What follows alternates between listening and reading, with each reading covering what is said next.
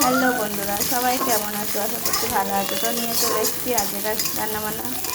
আজকের কী রান্নাবান্না করছি, আজ হচ্ছে লাল শাক আর চিকেন নিয়ে এসছে। মেয়েরা মাছ খাবে না, মাংস খাবে।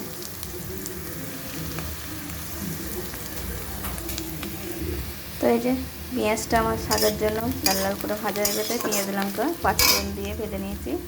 এবারে শাকটা দেবো।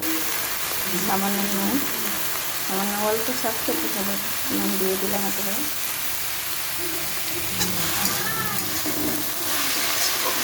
একটুখানি হয়ে গেল। বাপ মেয়েটা খাবে বলে নিয়ে আসছে, কারণ আমি তো খাবো না। সোমবার, কালকে শ্রাবণ মাসের লাস্ট সোমবার আছে, সোমবার করবো। তাই আমি নিরামিষ ভাত, সিদ্ধ ভাত করেছি, খাবো। তো এই যে দেখো শাকটা কয়টুকু হয়ে গেল, আর একটু জলটা মরলে ভাজা হয়ে যাবে। আমি কিন্তু একটু জল দিইনি, শাকটা বেশ ভালো ছিল। তো এই যে আমার শাক ভাজা হয়ে গেছে, নামিয়ে নিয়েছি। এবার নিয়ে মাংস বসাবো। তো এই যে মাংসের আলু আমার ভাজা কমপ্লিট, তুললাম এক্ষুনি। কড়াইতে বসে দিয়েছি, তেজপাতা ফোড়ন দিলাম, দিয়ে পেঁয়াজটা দিয়ে দেবো।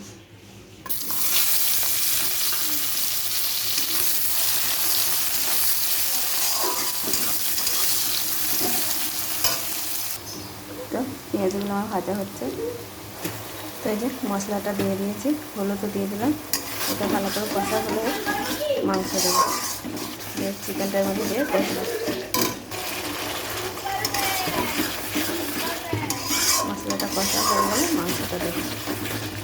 তো এই যে মশলার মধ্যে মাংসের মধ্যে মশলার মধ্যে মাংসটা দিয়ে দিয়েছি, নুনও দিয়ে দিলাম।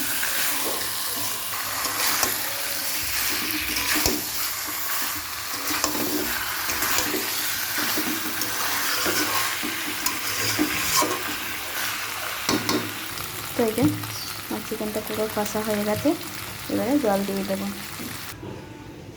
তো এই যে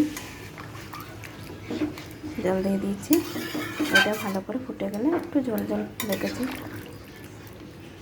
তো বন্ধুরা, আমার মাংস রান্নাটা কেমন হলো কমেন্ট করে জানিও।